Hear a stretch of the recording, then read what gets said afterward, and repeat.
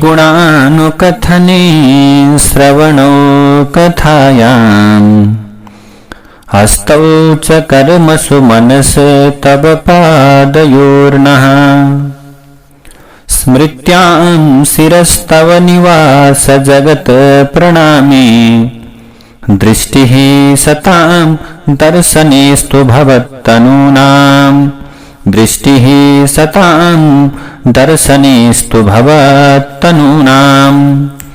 ओम नमो भगवते वासुदेवाय। श्रीमद् विष्णु महापुराण को पहिलो अंशको 13औं अध्यायमा अब पराशर नाम गरेका ऋषिले मैत्रेय नाम गरेका ऋषिलाई आज विष्णु महापुराणको कथा सुनाउँदै हुनुहुन्छ। पराशरजीले बताउँदै जानु भएको छ। ध्रुवकी पत्नीबाट सृष्टि र भव्य नाम भएका दुई पुत्र जन्मे। भव्यका शम्भु नाम भएका छोरा जन्मे। सृष्टिकी सुच्छाया नामकी पत्नीबाट रिपुञ्जय, विप्र, ब्रिकल र ब्रिकतेजा नाम भएका 5 छोराहरू जन्मे।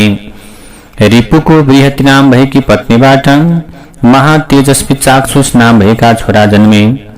चाक्षुषले आफ्नो पत्नी पुष्करिणीबाट जो वरुणकुलमा उत्पन्न भएकी महात्मा आरण्य प्रजापतिकी छोरी थिइन् मनुलाई उत्पन्न गराए, जो 6औं मनवन्तरका अधिपति थिए। तपस्वीहरूमा सर्वश्रेष्ठ मनुले वैराज प्रजापतिकी छोरी नडबलाका गर्भबाट 10 अत्यन्त महातेजस्वी छोराहरू उत्पन्न गराए जन्माए। उरु, पुरु, शतद्युम्न, तपस्वी, सत्यवान, सूची, अग्निष्टोम, अतिरात्र, सुद्युम्न, अभिमन्यु 10वटा छोराहरू नडबलाबाट उत्पन्न भए। यिनीहरूमध्ये उरुकी आग्नेय नाम भएकी पत्नीबाट अत्यन्त तेजस्वी अंग, सुमना, ख्याति, क्रतु, अंगिरा र शिवी यी 6 जना छोराहरू जन्मे। अंगकी भार्या सुनिथाका गर्भबाट बेन उत्पन्न भए। ऋषिहरूले सन्तान उत्पन्न गराउनका लागि उनको अर्थात बेनको दाहिने हातको मन्थन गरे। यसरी मन्थन गरेपछि वैन्य नाम भएका छोरा उत्पन्न भए, जो पृथुका नामबाट संसारमा प्रख्यात भए। तिनै पृथुले प्रजाहरूको कल्याण गर्नका लागि प्राचीन कालमा यो पृथ्वीलाई दोहन गरेका थिए। अब मैत्रेय नाम गरेका ऋषिले यो कुरालाई सुनेपछि प्रश्न गर्नुहुन्छ, हे मुनि श्रेष्ठ पराशरजी, परम ऋषिहरूले के का लागि बेनको दाहिने हात मन्थन गरेका थिए, जसबाट महापराक्रमी राजा पृथु उत्पन्न हुनुभयो भन्दा पराशरजीले अब उत्तर दिने सिलसिलामा बताउँदै जानु भएको छ। अब पराशरले भन्नुहुन्छ, मृत्युकी सुनिथा नाम भएकी जुन पहिली कन्या थिइन् तिनीसँग अंगको विवाह भएको थियो। उनीबाट बेनको जन्म भएको हो। हे मैत्रेय, त्यो मृत्युकी कन्याबाट जन्मिएको छोरा आफ्ना मावलीका हजुरबाका दोषले गर्दा स्वभावैले गर्दा अत्यन्त दुष्ट प्रकृतिको अर्थात दुष्ट आचरण भएको थियो। जुन समयमा मुख्य महर्षिहरूद्वारा राजा बेनको राज्याभिषेक भइरहेको थियो, त्यसै समयमा ती सम्पूर्ण जगतका अधिपति अर्थात पृथ्वीपतिले घोषणा गरिदिए, भगवान यज्ञ पुरुष अर्थात सम्पूर्ण यज्ञहरूको अधिपति म नै हुँ। बेनले भन्छ, म बाहेक अन्य कोही पनि भोक्ता पुरुष र यज्ञको स्वामी कोही पनि हुनै सक्दैन। यसै कारण कहिले पनि कसैले पनि यज्ञ, दान र हवन नगर्नु है भनेर बेनले के गर्यो, न यष्टव्यम न दातव्यम न होतव्यम द्विजा क्वचित्। यहाँ दान दिने, दान लिने, यज्ञ गर्ने, हवन गर्ने काम हुँदैनन् भनेर रोक्यो। त्यसपछि त्यहाँ समस्त प्रकारका ऋषिहरू चिन्ताले उपस्थित भएर त्यो पृथ्वीपतिका अर्थात बेनका नजिकमा आएर सबैभन्दा पहिले उनको पूजा गरे, प्रशंसा गरे अनि अत्यन्त शान्तिपूर्ण वचनद्वारा भने, ऋषिहरूले भन्नुभयो, राजन, यो सम्पूर्णका पृथ्वीका हे स्वामी, तिम्रो राज्य र आफ्नो शरीरको भलाइका लागि एवं प्रजाहरूको उपकारका लागि जुन अत्यन्त कल्याणदायक कुरा बताउन लागिरहेका छौं हामीले, त्यसका विषयमा सुन हे राजन, तिम्रो कल्याण होस्। हामीहरूले जुन महायज्ञहरूका माध्यमद्वारा सम्पूर्ण यज्ञहरूका स्वामी परमात्मा श्रीहरिको पूजा आराधना गर्दछौं, त्यसको फल मध्येबाट तिमीलाई पनि 6औं अंश भाग प्राप्त हुनेछ राजन। यो प्रकार हामीद्वारा गरिएका यज्ञहरूद्वारा त्यसैले तिमीलाई 6औं अंश प्राप्त हुनेछ हे राजन। यस प्रकार हामीद्वारा जति पनि गरिएका यज्ञहरू, पूजाहरू, आराधनाबाट प्रसन्न हुनुभएका यज्ञ पुरुष भगवान श्री विष्णुले अब हे बेन, हाम्रा पनि तिम्रा पनि सबैका मनोकामना पूरा गरिदिनुहुन्छ। जुन राजाहरूका राज्यमा यज्ञहरूका माध्यमद्वारा सम्पूर्ण यज्ञहरूका स्वामी यज्ञेश्वर परमेश्वर अखिल कोटि ब्रह्माण्ड नायक भगवान श्री हरिको पूजा अनि त्यस्तै गरेर अर्चना गरिन्छ, त्यो राज्यका राजाहरूका सम्पूर्ण मनोकामनाहरू एवं इच्छाहरू भगवानले पूर्ण गरिदिनुहुन्छ। भनेपछि अब त्यो बेन नाम गरेको दुष्ट राजाले भन्दछन्, म भन्दा पनि ठूलो अर्को को छ र ऋषिहरू, जसको मैले पनि आराधना गर्नुपर्छ र जसलाई तिमीहरूले सम्पूर्ण यज्ञहरूका अधिपति भनेर स्वामी भनेर बताइरहेका छौ। मत्तहको भेदिको न्योस्ति यश्चाराध्यो ममा पर, म भन्दा अर्को स्वामी को छ?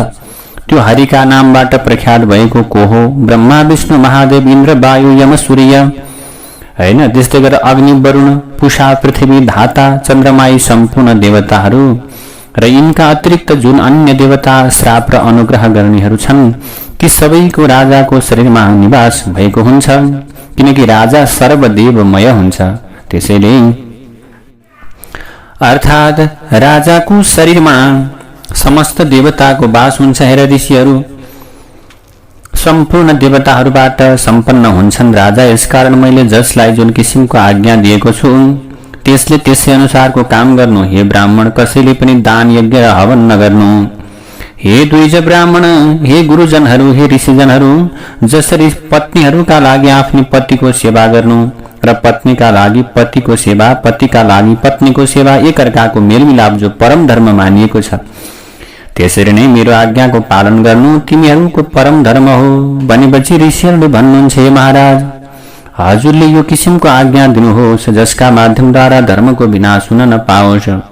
यो सम्पूर्ण जगत यज्ञमा हवन गरिएको हवि अर्थात सामग्रीकै परिणाम हो अथवा परिमाण हो, अथवा भनौँ यसको वास्तविक तत्त्व के हो त भने यी सबै जति पनि परिणामहरू छन् ती सबै यज्ञका मार्फतद्वारा भएका हुन्। यस्ता किसिमले ती परम महर्षिहरूद्वारा पटक पटक अनुरोध गर्दा पनि ती अत्यन्त घमण्डी राजा बेनले उनीहरूलाई यज्ञ ज्ञानी गर्ने आज्ञा दिएनन्। त्यसपछि अत्यन्त रिसाएका र असहिष्णु बनेका ती महर्षिहरूले एक आपसमा यो अत्यन्त महापापीलाई मार भन्दै ती राजा बेनको विरोध गरे, जसले अनादि अजन्मा अविनाशी अव्यक्त र सर्वेश्वर यज्ञ पुरुष परमात्मा भगवान श्री विष्णुको निन्दा गर्दछ। त्यो महादुराचारी कुनै पनि अवस्थामा पृथ्वीको स्वामी हुन योग्य रहँदैन।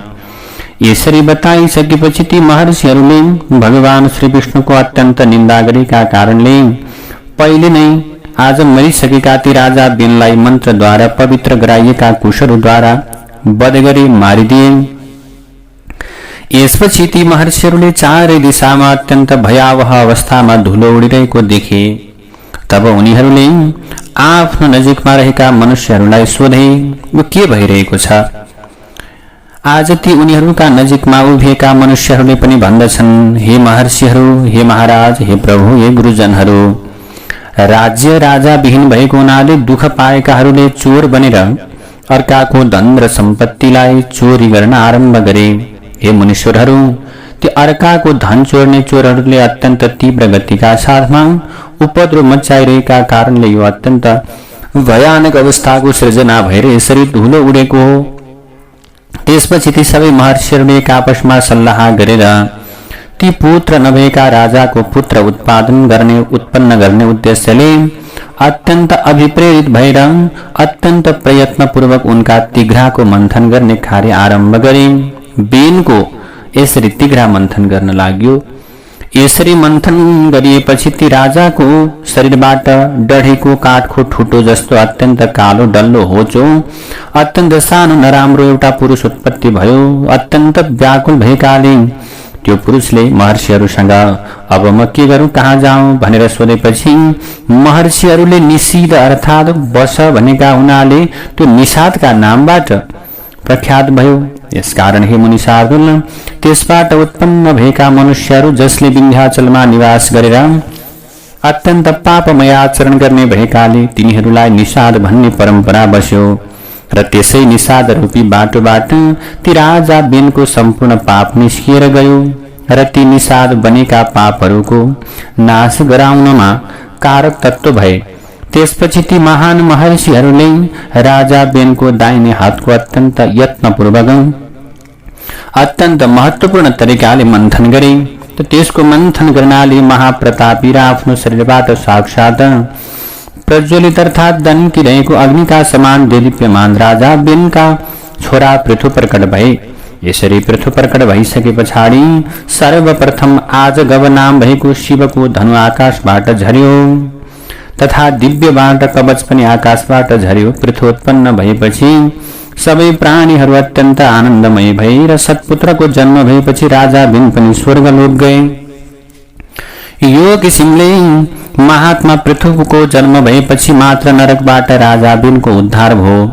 महाराज पृथुको राज्याभिषेक गर्नका लागि सबै समुद्र र नदीहरू सम्पूर्ण प्रकारका विभिन्न रत्नहरू र जल लिएर त्यहाँ उपस्थित भए।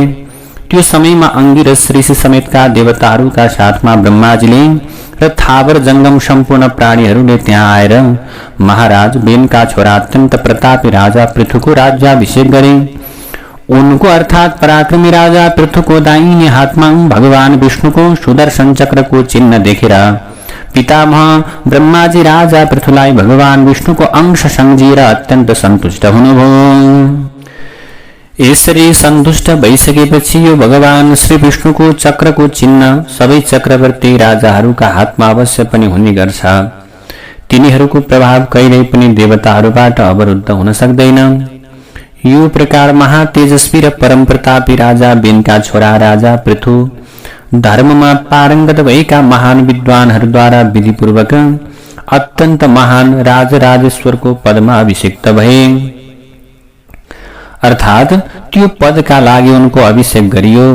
जुन प्रजाहरूलाई आफ्ना पिताले अत्यन्त आज अप्रसन्न बनाएका थिए तिनीहरूलाई आज उनले प्रसन्न गराए। यसै कारण अनुरञ्जन गर्नाले उनको नाम राजा भयो। जब उनले समुद्रमा यात्रा गर्दथे त्यो समयमा समुद्रको जल निश्चल हुन्थ्यो अर्थात बग्दैनथ्यो।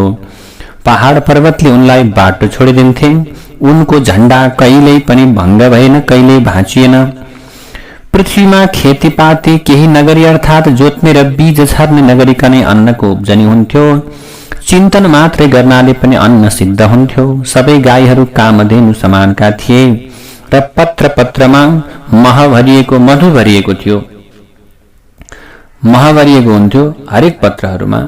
राजा पृथुले आज उत्पन्न हुना साथ पितामह अथवा जिजुबुबा सम्बन्धी जिजुबुबाबाट प्राप्त भएको जो यज्ञ गरेका थिए, जो नाम विभिन्न प्रकारका पैतामह नाम भएको यज्ञ गरेका थिए, त्यसबाट सोमाभिषवका दिनमा सुतिबाट महामती सुतको उत्पत्ति भयो। त्यसै महायज्ञबाट अत्यन्त बुद्धिमान मागधको पनि जन्म भयो। त्यसपछि महर्षिहरूले ती दुवै सुत र मागधहरूसँग यो प्रकारले भन्नुभयो, तिमीहरूले अत्यन्त प्रतापी बेन आज बेनका छोरा राजा पृथुको प्रार्थना गर्नु। तिमीहरूका लागि योग्य काम यही हो र यी राजा पनि प्रार्थना गर्नका निम्ति योग्य छन्। यसपछि उनीहरूले हात जोडेर अत्यन्त विनम्रतापूर्वक सबै महर्षिहरूसँग भन्दछन्, यी महाराज ताजै उत्पन्न भएका हुन्। हामी यिनका कुनै पनि कर्मका विषयमा केही पनि जान्दैनौं। अहिलेको अवस्थामा न यिनको कुनै गुणहरू प्रकट छन्, न यस नै प्रख्यात भएको छ। यो अवस्थामा हजुरहरू नै भन्नुहोस्, हामीले के को आधारमा यिनको प्रार्थना गर्ने? भनेपछि ऋषिहरूले भन्नुहुन्छ, यी चक्रवर्ती अत्यन्त बलवान राजाले भविष्यमा जुन जुन कर्म गर्नेछन् र यिनका भावी गुणहरू जस्ता किसिमका हुनेछन्, त्यसैका आधारमा तिमीहरूले यिनको प्रार्थना गर्नु। पराशरजीले भन्नुभयो, ती ऋषिहरूका यस्ता किसिमका वचनलाई सुनेर राजा पृथु पनि परम सन्तुष्ट भए। उनले सोचे, मनुष्य सद्गुणहरूका कारणले गर्दा मात्र प्रशंसाको पात्र बन्न सक्छ। यसकारण मैले पनि असल गुणहरूको उपार्जन गर्न अत्यन्त आवश्यक हुन्छ। त्यसैले आज यी दुवै अर्थात सुत र मागधले प्रार्थनाका माध्यमद्वारा जुन गुणहरूका विषयमा वर्णन गर्नेछन्, म पनि अत्यन्त सावधान भएर त्यही गर्छु, अर्थात त्यस्तै किसिमको गुणी बन्नेछु भन्ने संकल्प गर्नुभयो पृथुले। यदि उनीहरूले कुनै परित्याग गर्न योग्य अवगुणका विषयमा बताए भने मैले तिनको परित्याग गर्नेछु। राजाले आफ्ना मनमा यो किसिमको निश्चय गरे। यसपछि ती अत्यन्त सुन्दर स्वरका धनी सुतर मागध दुवै परम बुद्धिमान बेनका छोरा महाराज पृथुको उनका भावी कर्महरूका आश्रयमा अर्थात् आधारमा लयबद्ध रूपमा सम्यक किसिमले प्रार्थना गरी उनीहरूले भन्दछन्। उनीहरूले अब प्रार्थना गर्नका निम्ति सुरु गरे। सत्यवाग दानशीलोऽयं सत्यसन्धो नरेश्वरः ह्रीमान् मैत्रः क्षमाशीलो विक्रान्तो दुष्ट शासनः। उनीहरूले भने यी महाराज सत्य वचन मात्र बोल्ने अत्यन्त दानशील मर्यादा पालक सत्यवादी लज्जाशील मित्रतापूर्ण क्षमाशील पराक्रमी र दुष्टहरूको दमन गर्ने स्वभाव भएका छन् तथा यी महाराज अत्यन्त धर्मात्मा कृतज्ञ परम दयालु सुमधुर वचन बोल्ने मान्य जनहरूको मान राख्ने यज्ञपरायण ब्राह्मणहरूका भक्त र साधुहरूबाट सम्मानित छन्। यी राजाले व्यवहार गर्दा आफ्नो शत्रु र मित्रका समान किसिमको भाव राख्दछन्। यो किसिमले सुत र मगधद्वारा बताइएका गुणहरूलाई उनले धारण गरे र त्यसै प्रकारको कार्य पनि गरे। यसपछि पृथ्वीका पालनकर्ता राजा पृथुले यो पृथ्वीको पालन पोषण गर्दै अत्यन्त धेरै दक्षिणा दिने ठूला ठूला यज्ञहरू गरे। त्यसपछि अराजकता फैलिएका समयमा पृथ्वीमा भएका सबै औषधिहरू नष्ट भएका हुनाले भोकबाट पीडित भएका प्रजाति प्रजापालक महाराजका नजिकमा उपस्थित भए। राजाले उनीहरूसँग सोधेपछि राजाले नमस्कार गर्दै आफूहरू त्यहाँ उपस्थित हुनाको कारणका विषयमा सविस्तार सुनाए। प्रजाहरूले भन्दछन्, राजके नृपश्रेष्ठ धरित्र्या सकलौषधि ग्रस्तास्ततः क्षयं यान्ति प्रजाः सर्वाः प्रजेश्वर। प्रजाहरूले भने, हे प्रजाहरूका ईश्वर, हे नृपश्रेष्ठ, अराजकताका समयमा पृथ्वीले सम्पूर्ण औषधिहरू आफैमा विलीन गराए। यसकारण हजुरहरूका सम्पूर्ण प्रजाहरू घट्दै गएका छन्, अर्थात् उनीहरूको अवस्था अहिले बिग्रेको छ। विधाता अर्थात् ब्रह्माजीले हजुरलाई हामीहरूलाई जीवन निर्वाह गर्नका लागि गरिने काम दिने प्रजापालन बनाउनु भएको छ, प्रजापालक बनाउनु भएको छ। यसकारण हामी प्रजाले भन्दछन् पृथुलाई गएर, हामी भोकबाट अत्यन्त पीडित भएका हामी प्रजाहरूलाई जीवन स्वरूप औषधि दिनुहोस् भनेपछि पराशरजीले बताउँदै जानु भएको छ।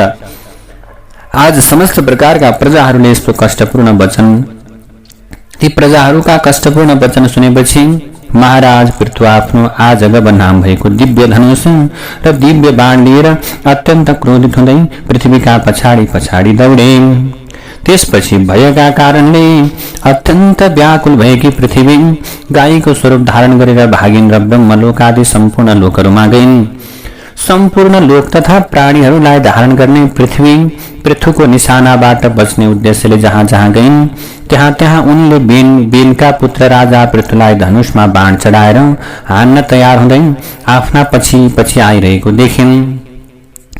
यसपछि कालको स्वरूपलाई धारण गरेर आफ्ना पछि लागिरहेका पृथुले चलाएको बाणको निशानबाट आफूलाई बचाउने कामना भएकी पृथ्वीले कम्पायमान हुँदै महापराक्रमी राजा पृथुसँग भनिन्। पृथ्वीले भनिन्, हे राजेन्द्र, के तपाईले स्त्रीको वधमा लाग्ने महापापलाई देख्नु भएको छैन? जस कारणले हे नृप मलाई मार्ने प्रयासमा लागिरहनु भएको छ। पृथुले भन्दछन्, एउटा दुष्कर्म गर्नेको वध गर्दा यदि धेरैको कल्याण हुन सक्दछ भने त्यसको वध गर्नु पाप नभएर अत्यन्त पुण्यदायक हुन्छ। पृथ्वीले भनिन्, हे नृपश्रेष्ठ, यदि आफ्ना प्रजाहरूको कल्याण गर्नका लागि मेरो वध गर्नुभयो भने मेरो मृत्युपछि हजुरका प्रजाहरूको आधार के हुन्छ ल भन्नुहोस्। भनेपछि पृथुले भन्दछन्, हे वसुन्धरा, मेरो आज्ञा र शासन प्रशासनको उल्लङ्घन गर्ने तिमीलाई आफ्नो बाणद्वारा वध गरेर म आफ्ना प्रजालाई आफ्नो योग बलका माध्यमद्वारा धारण गर्नेछु। आज त्यहाँ पृथु नाम गरेका राजा र अन्न लुकाएकी पृथ्वीका बीचमा अत्यन्त गहन प्रकारले आज कुराकानी भइरहेको छ। अब अत्यन्त भयभीत एवं डरले काँपिरहेको शरीर र अत्यन्त व्याकुल भएकी पृथ्वीले पृथ्वीपति पृथुलाई फेरि पनि प्रणाम गर्दै भन्दछिन्। आज पृथ्वीले भन्दछिन्, उपायतः समारब्धः सर्वे सिद्ध्यन्त्यनुपक्रमा तस्माद् वदाम्युपायं ते तत्कुरुष्व यदीक्षसि। पृथ्वीले भनिने राजन, अत्यन्त लगनशील पूर्वक आरम्भ गरिएका सबै कार्यहरू पूर्ण रूपमा सफल हुन्छन्। यसकारण म हजुरलाई एउटा उपायका विषयमा बताउँछु। यदि हजुरलाई मैले बताएको उपाय उपयुक्त लाग्यो भने त्यसै अनुसार गर्नुहोस्। हे नरपति, मैले जुन सम्पूर्ण औषधिहरूलाई खाएर पचाइसकेकी छु, यदि हजुरले चाहना गर्नुहुन्छ भने म ती औषधिहरूलाई दूधका रूपमा हजुरका प्रजालाई फेरि दिन सक्छु। हे धर्मात्माहरूमा अत्यन्त श्रेष्ठ महाराज, यसकारण हजुरले आफ्ना प्रजाहरूको कल्याणका लागि त्यो किसिमको बाछो बनाइदिनुहोस् जसका माध्यमद्वारा वात्सल्यतापूर्ण अवस्था सृजना गर्न सकूं। सृजना गराएर वात्सल्यतापूर्वक त्यो अवस्था सृजना गराएर ती औषधिहरूलाई मैले दूधका रूपमा निकाल्न सकूं। यदि मबाट दोहन गर्न चाहनुहुन्छ भने बाछाको निर्माण गर्नुहोस् भनेर आज पृथ्वीले पृथु नाम गरेका राजालाई निवेदन गर्नुभयो। समाञ्च कुरु सर्वत्र येन क्षीरं समन्ततः वरौषधि बीजभूतं वीर सर्वत्र भावै। हे राजन, मलाई हजुरले सर्वत्र समतल बनाइदिनुहोस्, जसका माध्यमद्वारा मैले सर्वोत्तम औषधिहरूका बीजको रूपमा रहेको दूधलाई सबै ठाउँमा सहज रूपमा उत्पन्न गराउन सकौं। अब पराशरजीले बताउँदै जानु भएको छ। त्यसपछि अब तत उत्सारयामास शैलान् शतसहस्रशः धनुष्कोट्या तदा वैण्ड्यस ततः शैलाभिवर्जिताः। त्यसपछि महाराज बेनका अत्यन्त प्रभावशाली छोरा पृथुले आफ्नो धनुषको अगाडिको भागबाट सयौं हजारौं पर्वतहरूलाई उखेलिदिए र तिनीहरूलाई एउटा निश्चित ठाउँमा जम्मा गरिदिए। नहि पूर्व विसर्गे वै विषमे पृथिवी तले प्रविभागः पुराणां वा ग्रामाणां वा तदा भवद। योभन्दा पहिले पृथ्वी पूर्ण रूपमा समतल नभएकी हुनाले शहर वा गाउँ आदिको वास्तविक रूपमा कुनै बाँडफाँड भएको थिएन। शहरको गाउँ भनेर यसरी बाँडिएको थिएन, बाँडफाँड भएको थिएन। अब त्यसपछि मात्रै के भयो त? बाँडफाँड भयो। न सस्यानि न गोरक्षं न कीर्षिर न वणिक्पथः वैण्ड्यात् प्रभृति मैत्रेय्या सर्वस्यैतस्य सम्भवः। त्यो समयमा अन्न, गोरक्षा, खेतीपाती र व्यापार आदिको कुनै समुचित व्यवस्था गरिएको थिएन। त्यो समयसम्म कहाँ खेती गर्ने, कहाँ घर बनाउने अथवा जग्गाको, जमिनको, पृथ्वीको बाँडफाँड त्यो बेलासम्म भएको थिएन। जब राजा पृथुले पृथ्वीलाई पूर्ण रूपमा समतल बनाइदिनु भयो, त्यसै समयदेखि सबैको वास्तविक रूपमा आरम्भ भयो। कहाँ खेती गर्ने, कहाँ गाई पाल्ने, कहाँ व्यापार गर्ने, कहाँ अन्न उब्जनी गर्ने, यस्ता यस्ता कुराहरू आज राजा पृथुले त्यो प्रकारको व्यवस्था गर्नुभयो। यत्र यत्र समं तस्या भूमिरासीन्नराधिपः तत्र तत्र प्रजानां हि निवासं समरोचयत। जहाँ जहाँ पृथ्वी समतल भएर निवास गर्नका लागि उपयुक्त ठाउँ भएको थियो, प्रजाहरूले तिनै तिनै ठाउँहरूमा निवास गर्ने चाहना अभिव्यक्त गरे। त्यो समयसम्म प्रजाहरूको आहार केवल फलफूल र कन्दमूल मात्र रहेको थियो।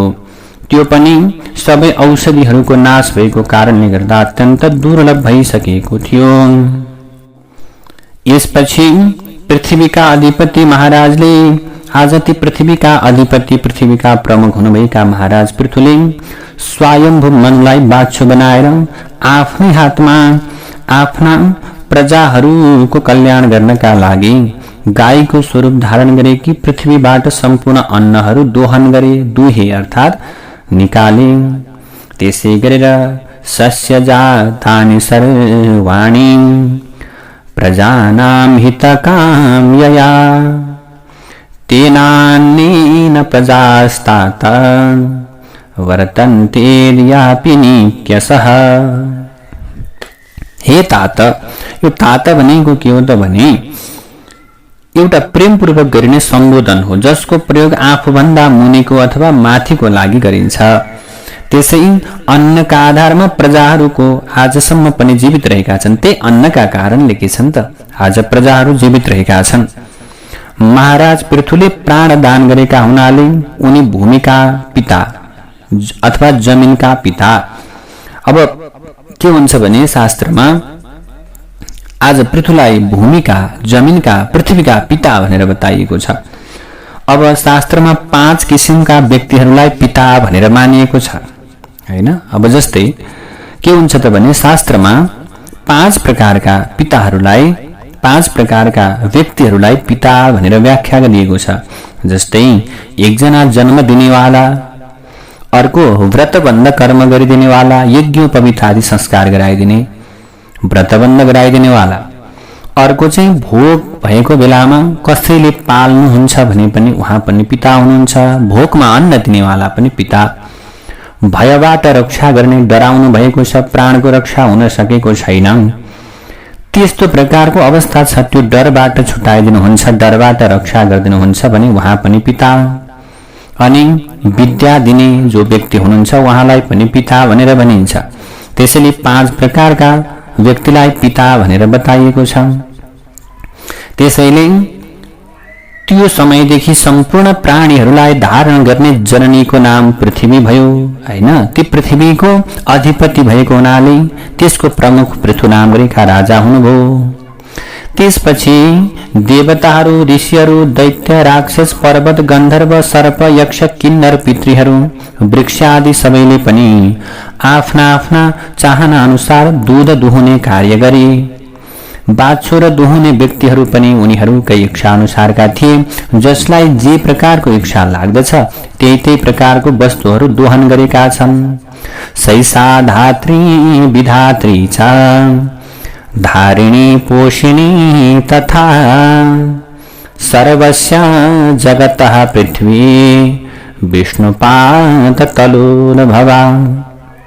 यसकारण भगवान श्री विष्णुका चरणहरूबाट उत्पन्न भएकी यी पृथ्वीले नै सबैलाई जन्म दिने, बनाउने तथा धारण र पोषण गर्ने कार्य गर्दछन्।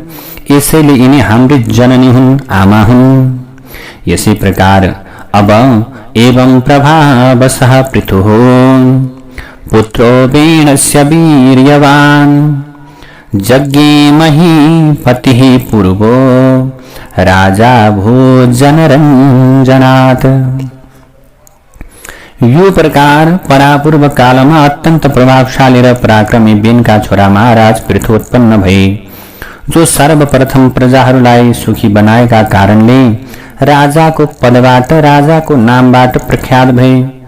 जुन मनुष्यले यी अत्यन्त पराक्रमी महाराज पृथुका यी प्रकारका चरित्रको मात्रै कीर्तन गर्दछ भने पनि त्यसका दुष्कर्महरूमा फल दिने शक्ति रहँदैन, अर्थात् कुकर्महरू पूर्ण रूपमा निष्फल हुन्छन्। यसरी बताइएको छ। जसले आज राजा पृथुको यो प्रकारको चरित्रलाई सुन्दछन्, पृथुको चरित्रलाई गाउँदछन् भने तिनीहरू दुष्कर्मबाट, पापबाट कहिल्यै पिल्सिनु पर्दैन भनेर बताइएको छ। यैदम जन्म वैन्यस्या पृथोः कीर्तयति नरः। जसले पृथुका यी गुणहरूको कीर्तन गर्दछन् तिनीहरू कहिल्यै पनि निष्फल हुनु पर्दैन। दुःस्वप्नोपशमं नृणां शृण्वतां चैतदुत्तमं पृथोर्जन्म प्रभावश्च करोति सततं नृणाम्। यो प्रकारले प्रभावशाली राजा पृथुका जन्मको वृत्तान्त विस्तार र उनको प्रभावका विषयमा श्रवण गर्ने मनुष्यहरूका दुःस्वप्नहरू सदा सर्वदा शान्त हुन्छन्। ती दुःस्वप्नबाट कहिल्यै पीडित हुनु पर्दैन। ती प्रकारका दुःख रूपी सागरबाट कहिल्यै पनि पिल्सिनु पर्दैन। त्यसैले यो सुन्दर प्रकारको अवस्थाको सृजना हुन्छ। त्यसैले उनको प्रभावका विषयमा श्रवण गर्ने मनुष्यहरू दुःस्वप्न यस्ता खराब कुराबाट सदा सर्वदा शान्त हुन्छन्। जय जय श्री विष्णु महापुराणे प्रथमांशे त्रयोदशोऽध्यायः। नारायण हरि हरि श्री कृष्ण गोविन्द हरि मुरारे। हे नाथ नारायण वासुदेव अनंत वैकुंठ मुकुंद कृष्ण गोविंद दामोदर माधवेति गोविंद दामोदर माधवेति।